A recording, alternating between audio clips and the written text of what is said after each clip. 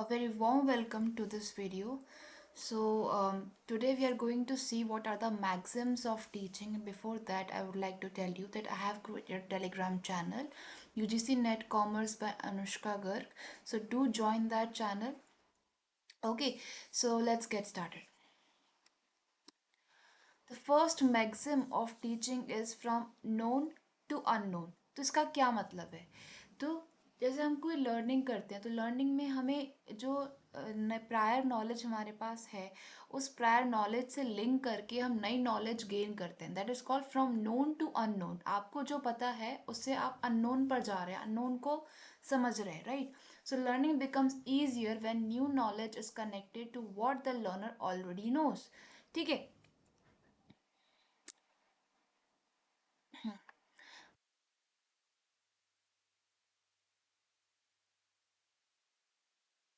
Okay, just a minute.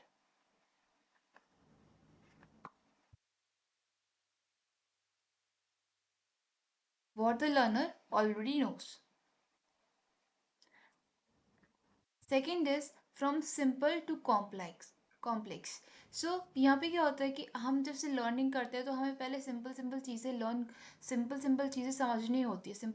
Simple चीज़ों को समझना होता है, तभी जाके हम कॉम्प्लिकेटेड चीज़ों को समझ पाते हैं. So instruction should start with easy ideas and gradually move to difficult one. Okay. So instruction जो है वो स्टार्ट होने चाहिए ईजी आइडियाज़ से. पहले हम ईजी आइडियाज़ को समझें, देन हम ग्रेजुअली मूव करें डिफ़िकल्ट वंस पे. ओके. वाई इम्पॉर्टेंट, ये क्यों ज़रूरी होता है कि अवॉइड करता है कन्फ्यूजन, मेंटेन करता है लर्नर्स इंटरेस्ट. क्योंकि सिंपल चीज़ें अगर समझ में आएंगी तभी जाकर हम समझ पाएंगे जो कॉम्प्लिकेटेड कॉन्सेप्ट्स है. जस्ट फॉर एग्जांपल कि इकोनॉमिक्स में पहले हम लोग समझते हैं कि डिमांड क्या होता है, तभी जाकर हम समझ पाते हैं कि elasticity of demand. Okay. Price elasticity, income elasticity, ऐसे कॉन्सेप्ट समझ पाते हैं. तो इन कॉन्सेप्ट को समझने के लिए पहले हमें ये समझना होगा कि डिमांड होती क्या है. ओके. जो थर्ड मैक्सिम आता है which is from concrete to abstract. पहले हमें इन टर्म्स का मतलब समझना पड़ेगा. कॉन्क्रीट मतलब क्या होता है, एब्स्ट्रैक्ट मतलब क्या होता है. कॉन्क्रीट एक्सपीरियंस होना, मतलब कि अगर कोई लर्नर किसी भी एक्सपीरियंस को फेस कर रहा है, डायरेक्टली फेस करता है या डायरेक्टली एक्सपीरियंस कर रहा है किसी चीज़ को, एक्टिव एक्सपेरिमेंटेशन हो रहा है, तो उसे बोलेंगे कि वो डायरेक्टली उसी चीज़ को मतलब फेस कर रहा है, right? That is called concrete experience. Abstract thinking मतलब होता है कि जैसे जब हम किसी कॉन्सेप्ट्स को देखते हैं, उसके फैक्ट्स को देखते हैं, उससे रिलेटेड जो थियोरीज है उसको देखते हैं, ठीक है, उसके बारे में जानते हैं, उस पर्टिकुलर चीज़ के बारे में जानने की कोशिश करते हैं, थियोरीज प्रिंसिपल्स इनको समझने की कोशिश करते हैं. That is called abstract thinking. कैसे कैसे हो सकती है एब्स्ट्रैक्ट थिंकिंग? डिबेट से हो सकती है, डिस्कशन से हो सकती है, ठीक है. ऐसे हम लोग एक पर्टिकुलर टॉपिक के बारे में समझ सकते हैं, right? Learner understand real and tangible objects better than abstract ideas. तो अगर हम जैसे फॉर एग्जांपल एक करेंसी नोट है, तो एक रियल करेंसी नोट को अगर आप यूज़ करोगे एक्सप्लेन करने के लिए कि मनी क्या होता है, तो मनी, पहले हम ये समझेंगे कि करेंसी नोट या मनी होता क्या है, देन उस करेंसी नोट को यूज़ करके हम क्रेडिट क्रिएशन के कॉन्सेप्ट को समझ सकते हैं. ओके. तो somewhere learners understand real and tangible objects better than abstract ideas. ठीक है. टैंजिबल ऑब्जेक्ट्स अगर होते हैं हमारे हाथ में, और उस उससे अगर हम उसे डायरेक्टली देखकर समझ पाते हैं कुछ चीज़ों को, उससे रिलेटेड जो कॉम्प्लिकेटेड कॉन्सेप्ट्स होते हैं, एब्स्ट्रैक्ट कॉन्सेप्ट्स होते हैं, उनको हम समझ सकते हैं. ओके. नाउ क्यों इम्पॉर्टेंट होता है ये? Concrete experiences are easier to grasp. क्योंकि वो चीज़ें हमारे विजिबल होती है, वो देख पाते हैं हम, तो वो उससे रिलेटेड जो कॉन्सेप्ट्स होते हैं वो भी हम लोग क्या कर पाते हैं, ग्रास्प कर पाते हैं.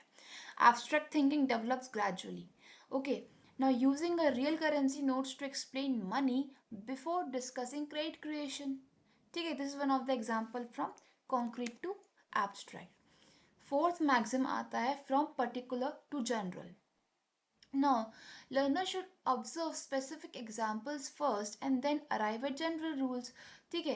तो हमें जैसे एक स्पेसिफिक एग्जांपल, जैसे कि मार्केट स्ट्रक्चर का कॉन्सेप्ट समझने से पहले हम ये देखेंगे भाई डेट मार्केट क्या होता है, इक्विटी मार्केट क्या होता है, ठीक है, रिटेन्ड अर्निंग्स क्या होती हैं। तो इनके जो मार्केट हैं, जैसे हम लोग डिवेंचर्स इशू करते हैं तो डेट मार्केट क्या होता है, मनी मार्केट क्या होता है, कैपिटल मार्केट क्या होता है, तभी जाके तो हम फाइनेंशियल मार्केट समझेंगे। ठीक है, तो हमें पर्टिकुलर कोई चीज़ समझनी है, देन उसके बाद हम जनरल चीज़ों को समझ पाएंगे। सो हम लोग स्पेसिफिक चीज़ों को पहले समझेंगे और देन हम जनरल रूल्स पे पहुंचेंगे। इससे क्या होगा, प्रमोट्स इंडक्टिव रीजनिंग। अब ये इंडक्टिव एंड डिडक्टिव रीजनिंग आती है, तो इसका मतलब क्या होता है कि जब भी हम किसी कॉन्सेप्ट को समझे तो पहले पर्टिकुलर चीज़ों को समझे, पहले स्पेसिफिक चीज़ों को समझे, और धीरे धीरे करके हम उस पर एक जनरलाइजेशन बिल्डअप करते हैं। एक जनरल चीज़ों पे हम लोग आ पाते हैं, जनरलाइजेशन कर पाते हैं उन चीज़ों का। ठीक है, encourages thinking, giving examples of different markets before defining market structure is one of the example जिससे हम समझ सकते हैं दिस मैक्सिम। अगला जो आता है that is from indefinite to definite. Okay, now teaching should move from vague ideas to clear and precise concepts। ठीक है, इससे क्या होगा, एम्बिग्विटी नहीं होगी, इससे कंसेप्चुअल क्लैरिटी होगी। जैसे for example, starting with a general idea of profit. पहले अगर हमें नेट प्रॉफिट रेशियो समझना है, पर अब हमें पता होना चाहिए ना प्रॉफिट क्या होता है। ठीक है, हमें पता होना चाहिए रेशियो क्या होता है, तभी जाके तो हमें यही पता होना चाहिए कि नेट और ग्रॉस में क्या डिफरेंस होता है, तभी जाके हम ये समझेंगे कि नेट प्रॉफिट रेशियो होता क्या है। तो जितने भी वेग आइडियाज हैं, जितने भी छोटी मोटी चीज़ें like profit ratio, net gross में क्या डिफरेंस है, इन चीज़ों को हमें पहले क्लियर करना होगा, देन ओनली हम लोग नेट प्रॉफिट रेशियो को जब समझेंगे तो कोई एम्बिग्विटी, कोई गलती नहीं होगी। ओके, नेक्स्ट मैक्सिम जो आता है वो आता है from analysis to synthesis. Okay, analysis मतलब ये होता है कि किसी भी टॉपिक को हम ब्रेक डाउन करके समझे, ब्रेक डाउन करके समझे। और सिंथेसिस मतलब होता है कि आप एक टॉपिक एज अ होल समझ रहे हो। ठीक है, why important, help deep understanding. अगर फॉर एग्जांपल आप बैलेंस शीट को समझ रहे हो, तो बैलेंस शीट में आने वाले जितने भी कंपोनेंट्स होते हैं, असेट एंड लाइबिलिटीज। असेट में भी करंट असेट्स क्या होती हैं, ओके, नॉन करंट असेट्स क्या होती है। इसके बाद लाइबिलिटीज़ में current liabilities, non current liabilities. Current liabilities के अंदर भी shareholder fund, reserve, surplus, इन सबको समझना होता है।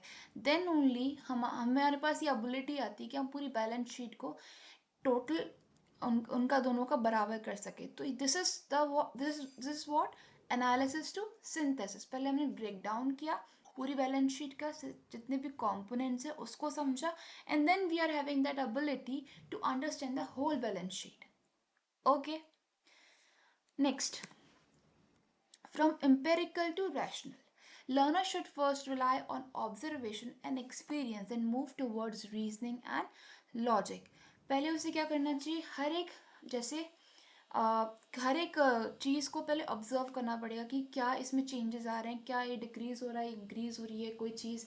कोई अगर इंक्रीज़ हो रही है चीज़ तो क्यों हो रही है, उसका क्या इम्पैक्ट पड़ रहा है, क्या उसका कॉज है, क्या उसका इफेक्ट है, हर चीज़ को ऑब्जर्व करना, and then move to the reasoning and logic, कि इसके पीछे क्या लॉजिक है उसको समझना। That is called from empirical to rational. Just for example कि प्राइस चेंज हो रहे हैं, तो प्राइस चेंज हो रहे हैं, क्यों चेंज हो रहे हैं, और क्यों, उसका क्या इम्पैक्ट पड़ रहा है, क्या डिमांड उससे बढ़ रही है या घट रही है। Okay, so observing price changes in the market before learning the law of demand.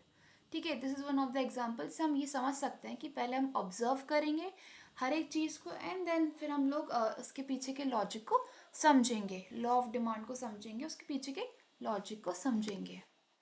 Next जो मैक्सिम आता है वो आता है from psychological to logical. Okay, so teaching should begin according to learners interest and readiness. For example, अगर learner ready नहीं है, अगर लर्नर का इंटरेस्ट ही नहीं है उस सब्जेक्ट में, तो वो क्या टीचिंग इनेबल हो पाएगी, नहीं हो पाएगी, राइट।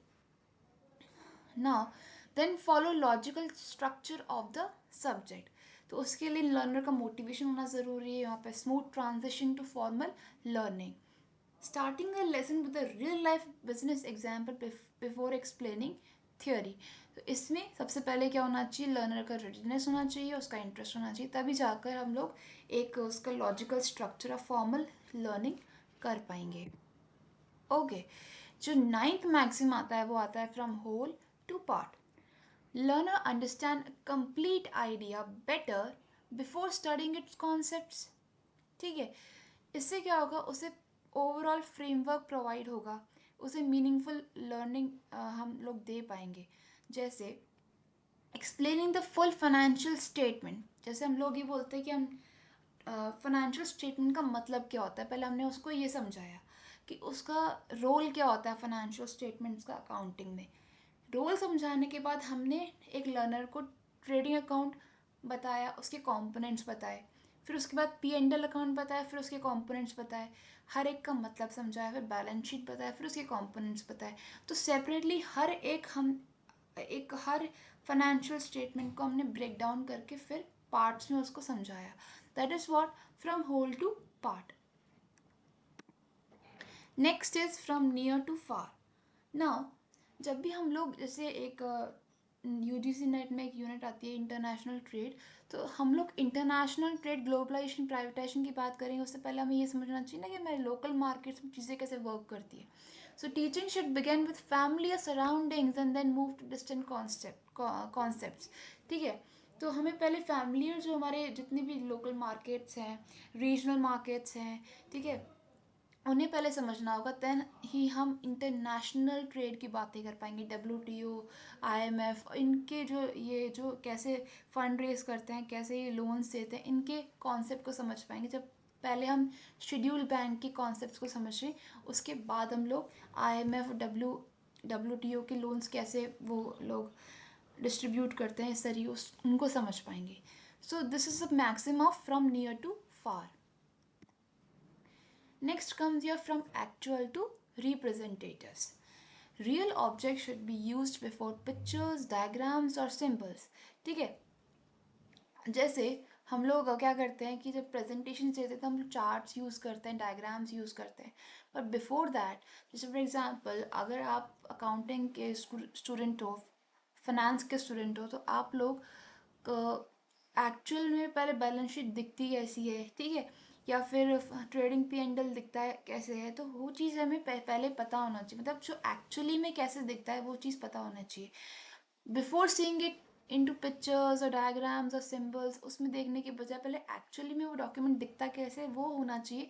जिससे क्या होता है कि सेंसरी लर्निंग स्ट्रॉन्गर होती है, क्योंकि विजुअली आप कोई चीज़ देखते हो that becomes more permanent in your brain. इससे बेटर रिटेंशन भी होगा, बेटर आप चीज़ें ग्रास्प कर पाओगे, बिकॉज जो विजुअली देखा हुआ होता है which is more permanent in comparison to learn something. Okay, the next is from experience to expression. Learners should gain experiences and be encouraged to express them verbally or in writing. अगर आपको किसी concept के बारे में पता ही नहीं है, then how you will express it, how you will how will verbally say it, or how you will write in your exam, आप उसके बारे में नहीं लिख पाओगे, राइट। प्रमोट्स रिफ्लेक्शन, और ये आपकी कम्युनिकेशन स्किल्स को भी इम्प्रूव करता है। जैसे आपने फील्ड विजिट करी, आपने फील्ड में क्या क्या देखा, तो आप बिना देखे तो आप कोई रिपोर्ट नहीं लिख पाओगे ना। रिपोर्ट, थीसिस भी आप तभी लिखोगे जब रिसर्च करोगे। जब एक्सपीरियंस ही नहीं करोगे तो एक्सप्रेशन कहाँ से दोगे। तो this is this maxim says. So with this we have completed the maxims of teaching. I hope you like this video. If you like it, please subscribe and share, which gives me the motivation to make more videos. Thank you for watching. Bye bye.